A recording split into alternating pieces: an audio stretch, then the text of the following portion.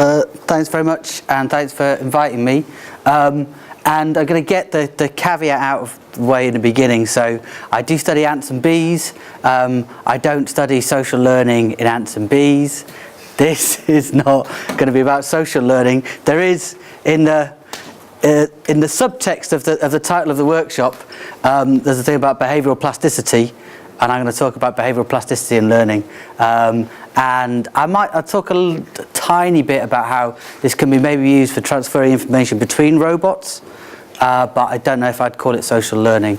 So yeah, it's kind of the wrong workshop, so you can all leave now. But hopefully it'll be okay. So I'm going to talk about navigation. The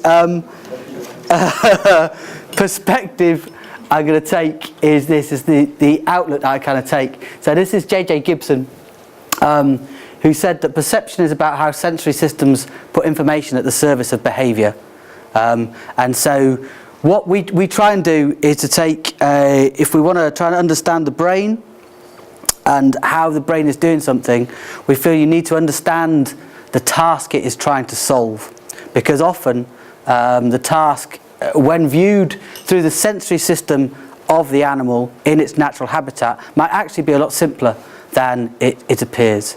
So that's kind of the overarching goal, and I think that speaks to my kind of motivation, is that I'm trying to understand brains. I'm trying to understand how visual learning works, and so and how in particular we get what looks like complex behaviour from a very simple animal, and how we can see that from the interaction between the brain, the body and the environment, and particularly here how learning interacts with and builds on the innate behaviours. And a few of my questions during the workshop has been trying to get at how these complex mechanisms can build up from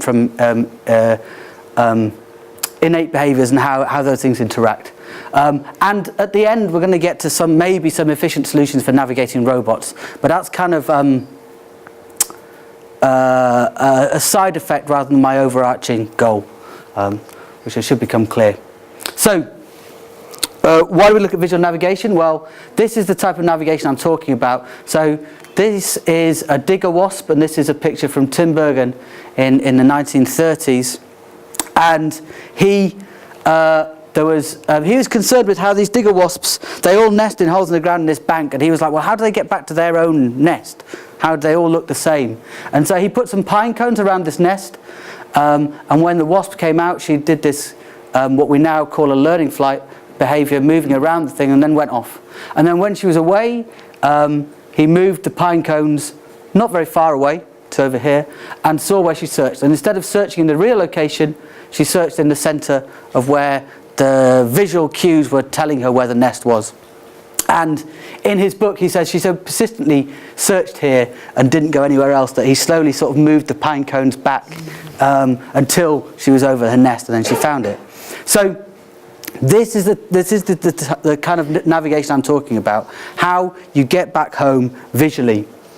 And the reason we look at it is because it's a brilliant system to study the interaction between innate behaviours and between visual learning in a natural environment. And in particular, taking this task-specific view, so Tom Collett has a very nice phrase where he says that if you're studying navigation, you look at which way the animal is trying to go, and its behaviour gives you a readout of its brain. Okay, so whichever way it's trying to move tells you what it's trying to do, so it tells you what it's thinking in a way. Okay, so that's the kind of context. The other reason to study navigation is because we've all got the same toolkit, essentially, and we as being animals here. So we all have a sense of direction. This would be an ant sense of direction. This is path integration, which I'll come to. Dogs have a similar thing. So there's some dogs moving around randomly, then going directly back. Humans as well. We did a fun thing about 6 years ago now in the science festival. Get children, blindfold them, make them wander out randomly and come back to their starting position. And we're okay at this. And this is an experiment from humans where you make them go down a path and you can roughly point back to where you were. And if you come into a room, I blindfold you, you wander around for not too long or not too far, you'll roughly be able to point back to where you came from. So we all have this sense of direction. And on top of this we have visual learning. So this is Paul Graham's front door, or was Paul Graham's front door, and I think that when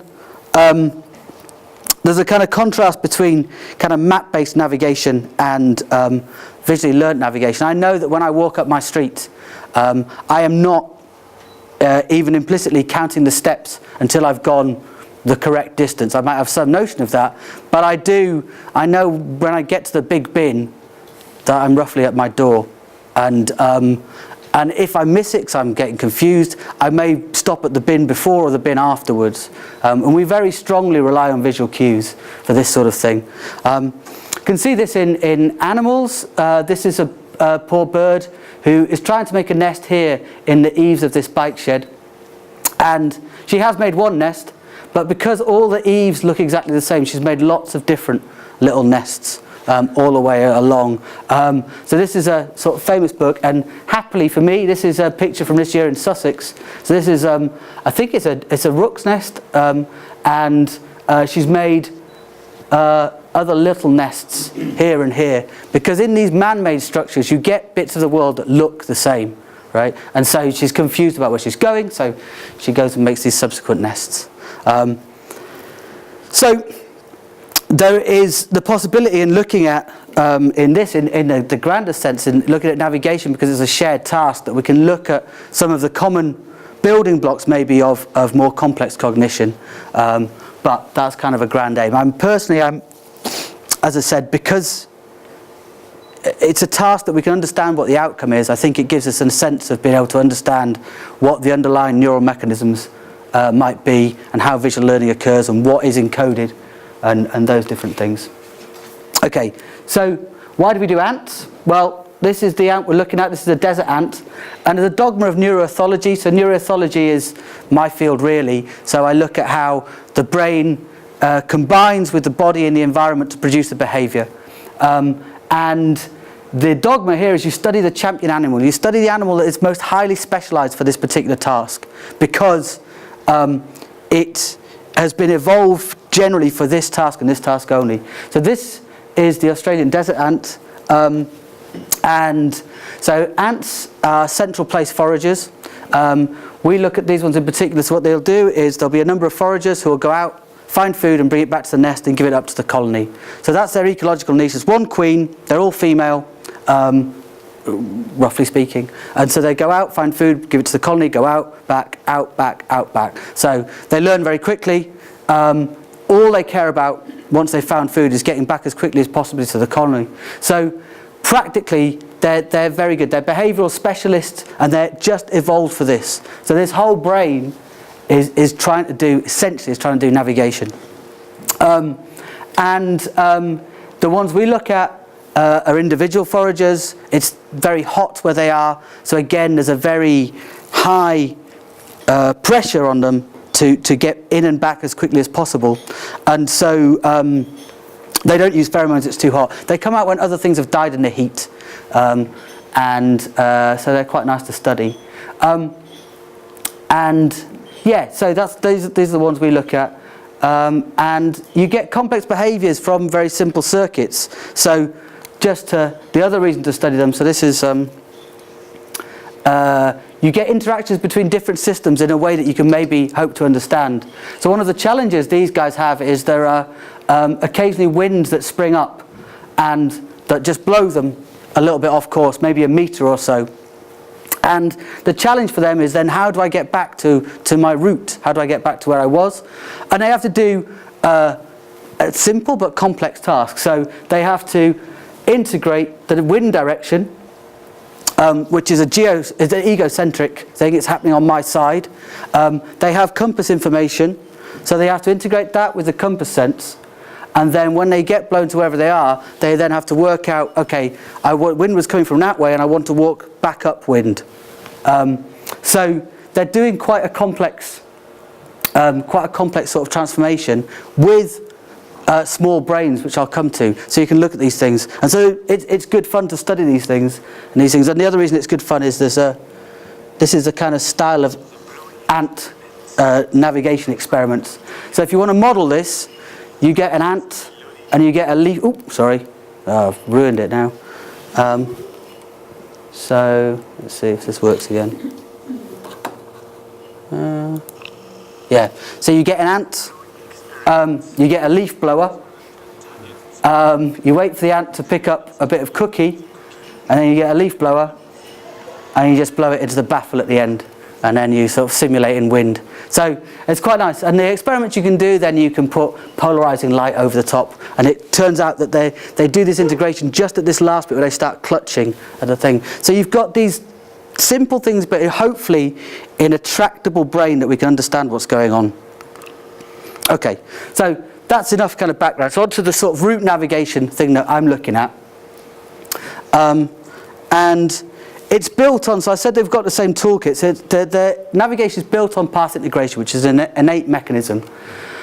So in path integration, what I do essentially is I count up my steps as I go along in a vector sense. So if you imagine I do 2 steps, one here, the resultant vector always, the negative of the resultant vector always points back to my nest, or my starting point. So if I keep integrating these vectors as I go along, and I wander out and I find some dead insect, I can come back then directly to my nest, or roughly directly, by just following this vector. So it's like you've got a piece of string always tying you to the nest.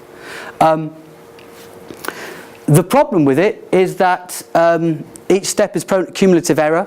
So when you get back here, you're likely to miss it, and so you do a specialist behaviour called a learning walk, which I'll come to later. But also, as you come back, you learn the visual features of the world, which will later guide your route. And so these are the kind of routes that we get for an ant. So this is in meters, you won't be able to see the scale here. This is some similar ants which are in Seville, and this is about 10 meters.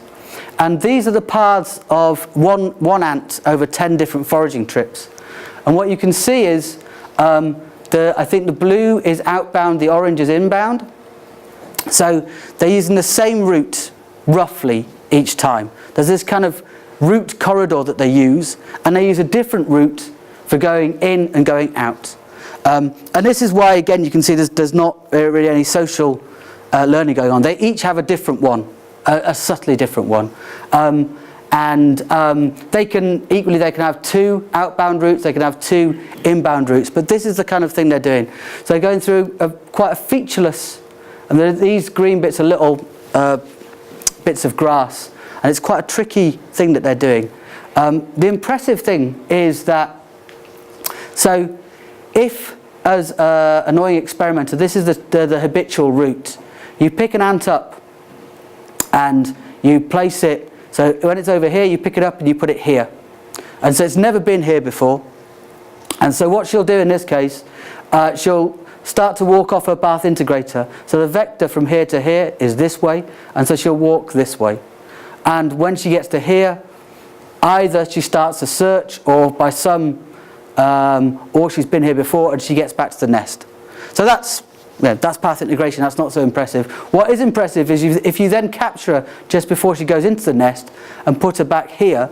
So now her path integrator state is 0, so she's got nothing to use but visual information. This is the path she does. So this is single trial learning through a complex environment. So she's done the path once, you put her back, and she goes exactly the same way. So this is very impressive learning, and it's more impressive when you realise that they've got very poor eyesight. So they've got about 500 ommatidia per eye, so they've got 500 facets. So essentially they've got, this is the view, this is our view, this is 60 degrees width, and this is their view of the world, right? So essentially it's like a 1 kilobyte camera. So they've got pretty poor eyes, and they've got a very small brain. So this is their brain, about 500,000 neurons. So a lot of that is going to be in the periphery. This is the lamina medulla lobula. So you've got a lot of the neurons in here. These are the main structures. So this is the mushroom bodies and the central complex. So these are the 2 kind of major neural structures.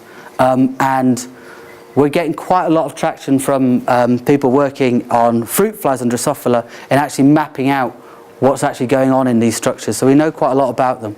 But this is all they have. And I don't think anyone does much fMRI here, but if you are to do fMRI, this is all contained in, about roughly 1 millimetre cubed, okay? So it's contained in 1 voxel in your fMRI picture. So all this complexity is going on in human level experiments, we just look at sort of one voxel. So they're doing a lot, and the question is how, right? So what we're looking for is there must be very efficient mechanisms to be able to do this, because they have bad eyes, they have small brains, but they're doing something which is beyond what we can do with robots.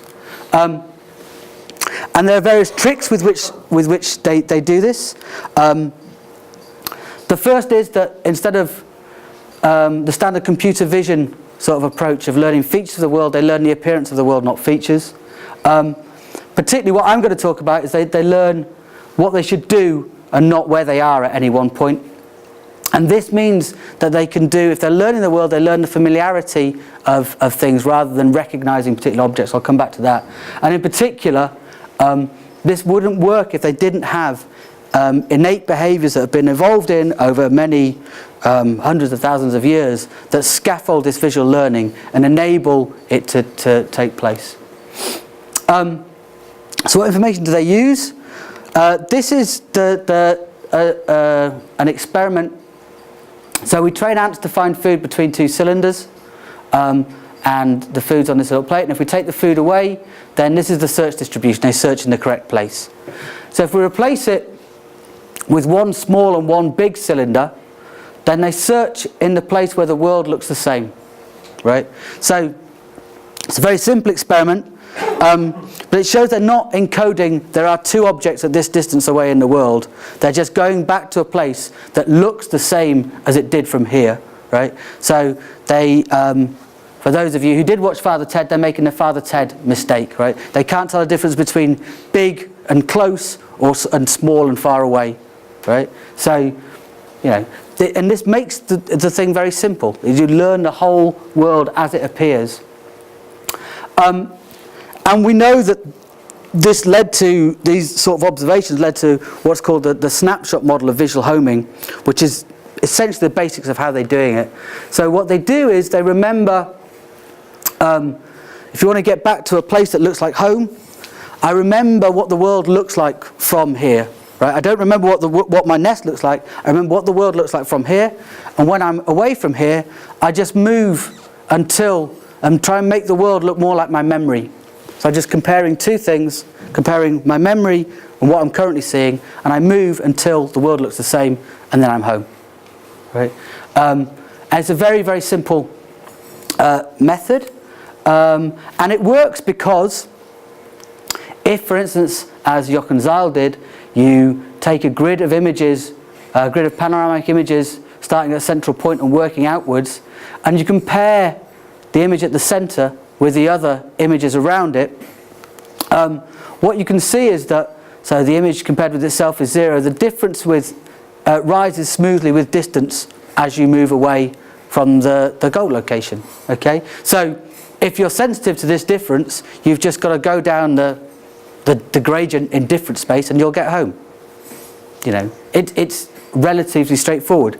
So this is with translation. He also showed that differences in images change with rotation. So if I compare an image that I'm remembering in this location with one a little bit further away, and I rotate until I'm in the same, I rotate around and compare these different, sorry, I'll start again. So I learn one image facing this way. When I'm over here, I compare what I'm seeing at different rotations with that remembered image. The difference is going to be minimal when I'm facing in the same direction. And so this is, you can call this a visual compass. So it's using an image to remember a direction. And that's going to be quite crucial for what I talk about later. So the question is, what is in the snapshot? I'm going to go over this quite quickly, I think. So if, as Paul Graham did, you train ants to find food, nest here and a feeder here, you think, and then you're trying to sort of try to get at what they're seeing. You might think, well, this is a kind of stupid experiment to do here, because the ants should just aim for the house. But if you take an Ant-o-centric scene, the house is here, right? And it just is, or maybe it's here, it just disappears. So you take the viewpoint of the ant. So what Paul did is to put a panoramic camera at the feeder position and just looks and blurs it down to the resolution of the ant. And you can see that all the detail goes away. And you're left with this kind of sort of barcode of objects against the sky, which will be much more salient for them because they've got UV sensitive photoreceptors. And indeed, if you look at it with a UV camera, you get this kind of black-white image. And Paul was able to show that if he recreated roughly this panorama with his magic plastic working skills in this arena, and replaced this panorama with this, then ants were happy to navigate based on this kind of very crude blocking of the world against the sky. And he also showed that instead of, as we might do, using these basically two tall trees as kind of triangulation, that ants, if you disrupt the panorama so that you only show them the bottom bit, then if you show them only the top bit, they're lost. If you show them only the bottom bit, they are able to navigate. So broadly speaking, what it's showing is that, I'll skip this, is that what they use is they use information from all the way around them, but at a low resolution. And we did a bit of modelling of this to show that actually in this world you don't want to have high resolution eyes. You don't care about the details, you care about roughly the overall shape, and the shape of the world will take you back to your nest. Okay, so they've got this wide field of view, they've got low resolution eyes. The question is, how do they use this information? And this gets to the point of using the information to tell you what to do and not where you are. So the classic view of this up until not many years ago was that, as I said, you used what this kind of attractor snapshot. So if I wanted to get back to a goal location, I remember what the world looks like from that position. And from any point around that, I get this view tells me the direction to go back to this position. Okay, and it's important for this that the images are aligned to a common frame of reference, and it came from looking at bees. So bees can fly in any different direction, pretty much, whilst facing a different direction. So it's important for this that these views are aligned, and the bees, the difference between these aligned views will take you back to your goal. This is fine for bees, but it's not so good for ants. The other problem with this model is, so if you're to use this model, then you use an iterative process that takes you back to the goal, as you might do here. So I remember the world from here, and then at each step, I take a step roughly in the right direction, and I get back. And it works because, in theory, I can be up to 180 degrees wrong. Sorry, plus or minus 90 degrees wrong, and I'm going to get back eventually. In reality, if you haven't got infinite vision, you get stuck at little points. And so the idea was that what you wanted to do, to extend the range to do a route, you just have a chain of snapshots. When we did some modelling of this, there's a problem. And the problem is because when I'm in between two snapshots, one of them is telling me to go this way and one of them is telling me to go that way. So the information from both of them interfere in an annoying way. And it means that essentially I need to know which one of these I've been past and which one I'm going to. And essentially I need then a place recognition. And you have to play around with thresholds, and it's annoying, and you can get it to work but not very robustly. So we sort of looked again at what we were doing, and it's kind of based on the behaviour. And we thought, well, what if instead ants, rather than using this view to specify the location, was using it to specify what to do. So what if instead they were using these memories as visual compasses? So in the visual compass model, I remember what the world looks like from here, and when I'm away from this, I basically rotate until I'm facing in the same direction that I was here. Okay, so it doesn't tell me to go back to this place, it tells me to face in the same direction or move in the same direction that I was moving when I was last at that place. And to do this you need to sample many headings, and it's good for ants that have a wiggly path. Okay, so that seems to work okay. The main benefit of this is that now if I have a chain of these visual compass based snapshots, all the ones that are roughly near me, if I say I'm here, are all going to be roughly pointing in the same direction, as long as I'm not taking a really weird path. And so I can sensibly combine the information from all these snapshots and use them robustly to get myself home. So this is kind of key here. So what we've done is we've got rid of any sense of recognition. The important thing here is, because I can use any of these, I don't care which one it is that I'm using, right? So I don't need to know which of these snapshots I'm doing. I just need to say, essentially, have I seen this part of the world before? Have I seen this view before or not, and not what it is? And fundamentally, this is a much simpler problem. So it's the kind of sense of I may remember a lot of people. Now, it's very easy for me to say if I've seen them before. It's very hard for me to remember what their name is or remember who they are. Okay. So in this sense, all I care about here is whether I've seen something before. And so I never need to know to do this navigation. I never need to know where I am. I just need to know how similar the world is to my memories. And it kind of came, the reason we focused on it was because we started looking at, this is a desert ant who's navigating around. This is slowed down to 1/10 of the speed. And you can see that periodically she stops. She's got a bit of cookie in her mouth. She stops, seems to rotate on the spot before moving off. So she's kind of rotating and scanning and then heading off. And she does this kind of scanning behavior more in areas where she's unfamiliar and more where we change the world to make it less familiar, and she'll do this scanning. So it's kind of a mark of uncertainty. So we're getting this kind of sense of scanning. In the natural behavior as well, I said that you get wiggly paths. Let's see if this video works. This is the natural behavior. This is at real speed. And you can see that the ant's got a wiggly path. So again, sampling many different headings. So this led us to what we call a familiarity-based route navigation model, and where we're learning the information to get back via these innate behaviours. So there's two innate behaviours we've got. We've got path integration, and we're going to talk about learning walks. We're going to use these innate behaviours to scaffold visual learning. And so, as I said before, we've got path integration. So we've assumed I've walked out to this, and now I'm walking back this way, right?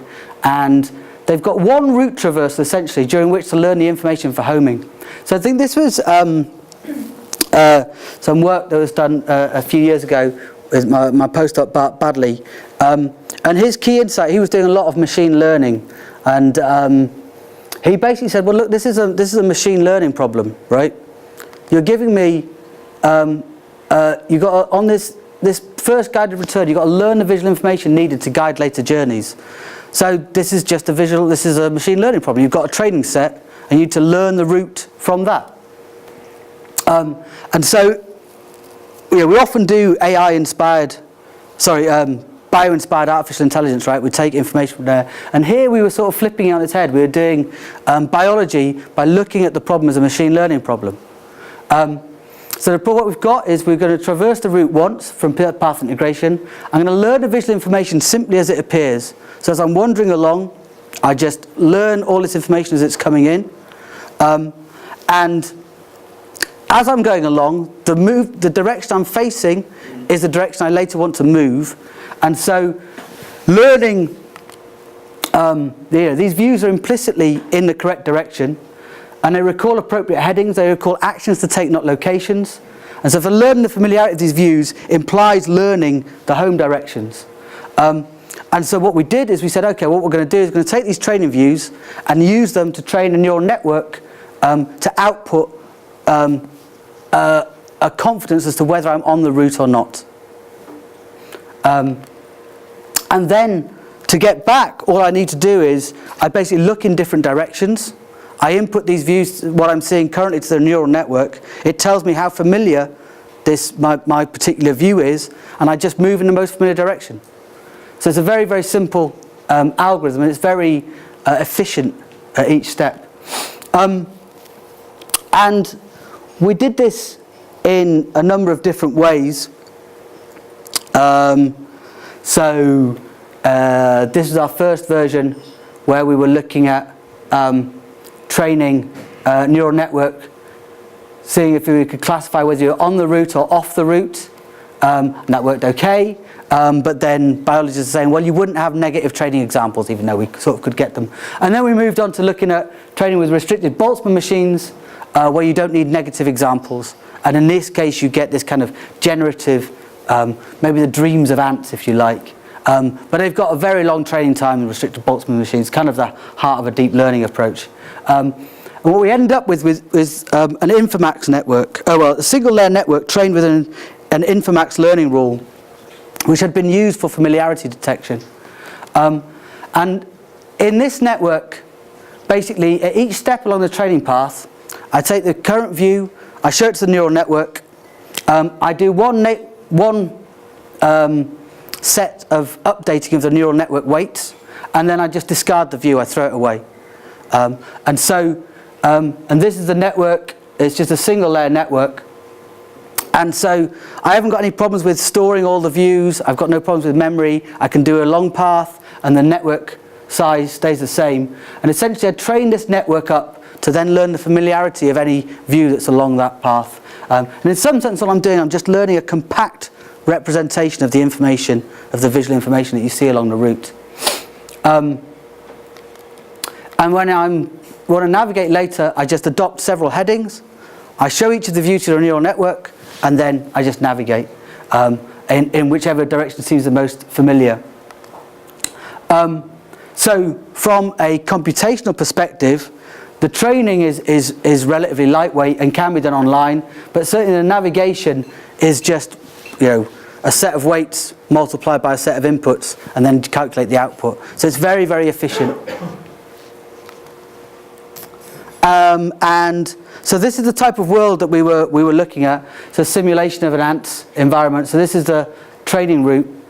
And I just show this because, we use a kind of blocky world, but it's quite hard to, lots of places look very similar, right? And it's quite hard to work out which way you should go. I think it would be quite hard for us to sort of remember all these views. But it turns out that they're dissimilar enough that it's quite easy to learn for a network. And and so it works. It works quite robustly. So this is 3 paths to a single goal. These are the routes that they take. You get routes that look very similar to the views of ants, to the paths of ants, I should say. And you can learn multiple paths to a goal. So you don't need to specify, oh, I'm using path A, path B, or path C. You just give it these 3 different training routes, and then depending on where you put it in the world, it will just it will go the sort of most direct way. It will go the way that's specified by the nearest bit of the training that you saw, right? So I don't need to tell it that there are different views. So there is an issue, is that what do I do once I've gone past the goal? So when I get past my nest, my last memory was telling me to go in this direction, so I just keep on going, right? And so what I really need is, I need some views that are oriented back at the nest. Now fortunately for us, as I said, ants do this behaviour called a learning walk when they first leave the nest. This is a particularly nice learning walk. This is from Oxymyrmex, which is in Namibian desert, I think. And this ant, as she's leaving, she periodically stops and faces the nest entrance very accurately. This behaviour itself has to be built on path integration. She's got nothing else. The nest entrance is invisible, essentially. So she does this kind of spiralling round and periodically stops and then goes off. So you've got these points which look very like they're going to be used for learning. And so if I give this now to my network, as we did a bit of modelling of this. If I give her certain points that are facing back at the nest, I can then get, so I've given her views here that are oriented at the nest, and I just average these, then roughly speaking these things will just guide me back into the nest position. And so without any additional mechanism, I just add a learning walk onto my first training path. So instead of this, I add a learning walk on here in red. So this is taking a learning walk from a different sort of ant, but it's got this kind of loopy shape. And then when my ant returns in black, I get this what looks like place search for free. And it just sort of, the training path here is very directly canalised my later behaviour, so I look like I'm doing this kind of searching. So we get this search directly from the innate behaviour. Okay, so that's where we're at with the model, and so we'll come a bit back to the biology, but then so James had asked me to talk a little bit about the robotics. So there's not an awful lot to tell in the robotics. So this is a robot. So I work with some guys in RAL Space. So they designed this robot. It's kind of a space robot. It will be a space robot. It's got a panoramic camera on the back and a GPS and various different things. So this is just moving around the lab. And we took this out to China to do some field tests for agriculture. So I work with them and some guys in Harper Adams University who do kind of autonomous tractors. And the idea here is that, this is about so big and costs about £10,000, which is ridiculous. But and it's the smallest they could make it that's got enough battery that it'll run all day. And so you need to have a very low power and very low weight algorithms to run on this. So that's where our sort of niche for our navigation algorithms are. But as I say, so navigation in this context is very efficient, and we use it. It's very efficient because we use just images trained. We just train this neural network and just put images into the neural network and compare the outputs. And it works on wheeled robots. And the next kind of question, the other place where power and weight is very important is in flying robots, in UAVs, in particular in drones. And so for us it's natural to look to bees for inspiration. And when I was talking to Alistair about this earlier, I realised that it's maybe not obvious that, so ants are essentially wingless bees. So ants, bees and wasps are all Hymenoptera, so they all have the same, they all come from some proto-wasp. And the main thing is they have one queen who goes out, gets mated, and then you have foragers who go out, find food and come back. So they've got the same neural structures, and they're very closely evolved. So we can take our algorithms that are based on behaviour of ants and just port them to bees. The only thing we need to care about is that bees fly in the third dimension, and maybe that's a slightly more difficult problem. And this is what we're doing. And so we've got a project, there's a program ground led by James Marshall in Sheffield, where it's called Brains on Board. It's basically looking at bee-inspired autonomy. So we're trying to replicate some bits of the bumblebee's brain, or a honeybee's brain, doesn't really matter. We've got partners with NVIDIA who have these Jetson chips, so the graphical GPU chips are about so big, and they're the right weight that we can put them on a parrot. This is a Bebop parrot, so we've got a partnership with Parrot as well. So we're going to put these things on a UAV and fly them around, although that'll be in the last years of the project. What we're going to currently do is put them on a wheeled robot and drive them around. So in Sheffield they're looking at the UAVs, and there's also looking at calcium imaging and neural recording from tethered bees in a VR world, so we can try and get a better handle on the input. When we probe them with different things in the world, in the virtual reality, we can try and see exactly how the neurons are responding. And the goal of this work, which is funded by the EPSRC, so it's quite surprising, but the line we took was that we need to understand what's going on in the bee's brain, so we have to essentially fully understand what's going on in the bee's brain to get this to work. So for a more biology-focused person like myself, it's a great thing to do. We're working with Queen Mary, where they've got radar tracked bees. So we've got these kind of small-scale recordings. We've got very large-scale recordings over kind of miles. And then at Sussex, we're doing visual navigation. Thomas Novotny is leading on doing GPU-accelerated neural models. And my bit is about translating these algorithms into UAVs. The key bit is going to be to changes in height, which I'll do talk a little bit about. But the overall aim is to get these encodings in the neural structures that they've got, in the mushroom body, in replicate the mushroom body central complex.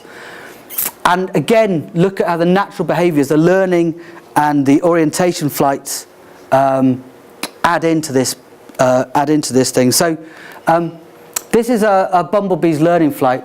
So when bumblebees first come out, so this is the experiment we did. So she's coming out of her nest here, and they do this beautiful stereotypical flight where she's flying backwards. I hope you can see it well enough. There's these kind of loops that are roughly centered on the nest, keep coming back to the nest, and do that. So it's a thing I worked about. They're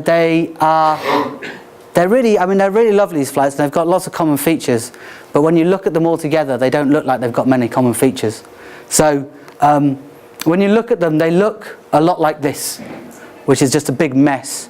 But actually, if you look at them in the right, so this is the body orientation changing over time with these color codes of when she's facing the different landmarks here.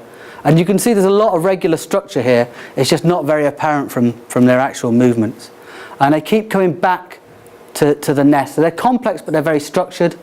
After lots of hitting this data with a computer, it turns out that you can say that the outward loops, they've got these loops which are centered on the nest and keep coming back. And the returns are zigzags. And zigzags are kind of like drawn out loops. So essentially you've got the same, you may very well have an underlying motor program which presents the information to you in the same way as when you learnt it, to make it easier to recall your directions home. And it's kind of interesting that when you look at survey flights, so that these flights are over the order of, this is about 50 centimetres. Now if you look at the survey flights, which bees do, which is over much bigger scales, this is the ontogeny of, this isn't my work, it's from Juliet Osborne. This is over hundreds of metres. And you see kind of very similar structures. So there's this kind of intriguing analogy that maybe there's one underlying motor pattern, same dynamics but at a much larger scale. You can see it a little bit more in this animation. So this is again taken from Juliet's paper. So this is the survey flight as it comes up, and you can see that there's these. So these are the radar doesn't track very accurately. It tracks every 10 meters, which is why it's such a blocky thing. But you can see that the bee keeps coming back to the nest. And you have these kind of intriguing similarities between the loops in my very small learning flights with these bigger loops in these orientation flights. So it's going to be kind of intriguing to look at that and look at how it structures the world to make it easier to use. We can also show, so if we look at, we can use UAVs to gather data. Most of what I do is I use robots to gather we don't need that sound. So this is some images taken from a UAV, and we can look using UAVs at how changing height changes the information, and to cut, these is images from 3 meters, 5 meters or 8 meters, and you can see that from certain places the world looks the same, certain places it looks kind of different, and we can play around with our models and show that things, very simple things like if you fly up, the higher you are, it makes the task simpler. You can get transfer between the heights, I'll skip that, and it transfers better for visual compass. It's probably easiest to see in this one. So here, this is an indoor robot, and we trained a robot to go around a route, this route, at a height of 250 meters, and when we challenged it at different heights, it was able to navigate reasonably well. So there's some hope that the information goes across heights. And going beyond bees, this is, I guess, my only bit of social stuff, is because our route information is stored as a single neural network, it is feasible for us to just transfer that to another robot, right? And then it will be able to navigate using the same information. So the kind of application we're thinking of is that you know, a UAV goes out and finds someone who's injured, and then sends the information, the visual information, back about how to get there to another robot, a ground-based one that can go directly there. And so this is an image from a ground-based robot, this is an image from my UAV, and it turns out with a little bit of very basic image manipulation, I can match the same direction between the two robots. So I can get transfer of these different things. And what we're really hoping is that when we look in detail at the visual encodings that might be going on in the bee's brain, that they might be doing some sort of perspective independent encodings, or relatively perspective independent encodings, which will solve some of these problems for us. I'll skip this. There's intriguing stuff. I mean, if you look at pigeon roots, these are pigeon roots. So pigeons do a very similar thing. When you look at the roots, they look very much like the roots of ants. These are pigeons. These are roots for two different pigeons going to the same place, and they tend to repeat the same route. And just as bees and ants would do, and they're not the most direct route, so it seems like they may be doing something kind of similar, and we can replicate that-ish. We'll skip that. It's just looking down, we can do some stuff. We can do it on a, this is a navigation app. So we can do it on a mobile phone. So this is for visually impaired. We're working on this at the moment to try and do a bit of guidance for visually impaired people to sort of wave a camera around and work out which way you should be pointing. Okay, so in summary, I guess I would say that if we want to understand a task, how a task is solved, we should study the champion animal. And I think that, so my two penneth for the kind of meeting that we've got, I think Alex asked how could we be informed by each other, how do we get the modelling world to work with the biology world. I think to sort of echo what Barbara Webb stuff says is that if you've got a particular task or a particular biological question in mind, it can very much constrain the simulations and the things you do so that you've got a more specific question. And so, as John doesn't want to do, is put everything in. It constrains what the sort of things you have to put in. And for me, there's my bias, but I think that answering the biological questions is maybe just constrains your models enough that you can do something sensible. And I think that whilst this kind of, so with the models that we've got, we can show we get navigation without knowing where we are. We can encode them in a single layer neural network and then maybe transmit them between robots, which is maybe the only bit of social learning. So anyway, lots of acknowledgement. I did all this work with Paul Graham, and he's very key in it. There's lots of other people from Sussex who did lots of different works. Natalie, who's now in Exeter, did the bee work with Tom and Lena and some students. And Antoine, who's now in France, Mike is in Lincoln, and Barbara in Edinburgh, and some various other collaborators. And the Brains on Board team, who are too many to mention. And this is, thanks for your attention. This is a slowed down image of an ant being blown by a leaf cutter. You can kind of see the ant just tumbling over the screen there. I find it kind of eerily beautiful. It's kind of like the American Beauty moment where it's just going around. Just have that kind of thing. Anyway, thanks very much.